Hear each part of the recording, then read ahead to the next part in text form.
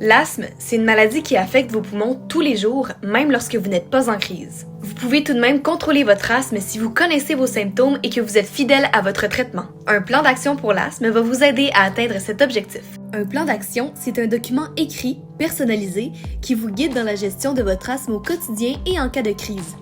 Il aide à reconnaître les signes d'une perte de maîtrise de l'asthme et donne les indications à suivre pour ajuster la médication et pour contacter une personne ressource. Il y a 3 zones qui catégorisent le niveau de maîtrise de l'asthme d'après certains critères. La zone verte est la zone visée. C'est là que la maîtrise de l'asthme est optimale. Lorsque vous êtes dans la zone verte, vous continuez à prendre vos médicaments tels que prescrits. La zone jaune n'est pas optimale. Si vous cochez un seul critère dans la zone jaune, un ajustement dans votre médication est à faire. Vous devez également vous engager à appliquer votre plan et consulter un professionnel si votre état ne s'améliore pas dans les prochaines 24 à 48 heures. Puis, il y a la zone rouge qu'on veut éviter. Si vous cochez un critère dans cette zone, vous devez consulter rapidement un éducateur en asthme ou un médecin dans les meilleurs délais. Maintenant, parlons des critères présents dans un plan d'action.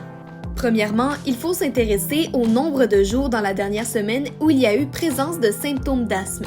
Vous êtes dans la zone verte si vous avez un maximum de 2 symptômes par semaine, dans le jaune si vous avez des symptômes entre 3 et 6 jours par semaine, et dans le rouge lorsque vous en avez tous les jours. Puis, vos symptômes la nuit doivent être évalués.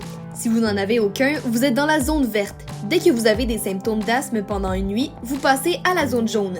Vous êtes dans le rouge si vous en avez plusieurs par nuit. L'utilisation de votre traitement de secours doit également être évaluée. Vert si vous prenez un maximum de 2 doses par semaine.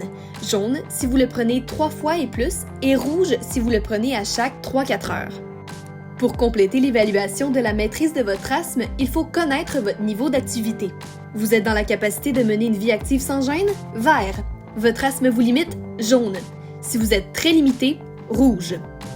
Si vous êtes suivi par un éducateur en asthme, votre débit de pointe, c'est-à-dire la vitesse à laquelle vous pouvez faire sortir l'air de vos poumons, peut être évalué et intégré à votre plan d'action.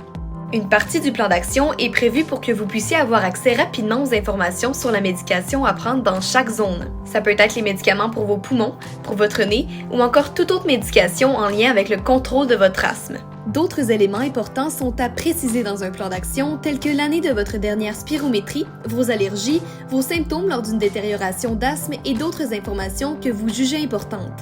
Grâce à ce plan écrit, vous et votre éducateur en asthme pourrez ensemble développer une structure qui sera personnalisée à votre situation et qui vous aidera à vivre une vie active et satisfaisante avec l'asthme.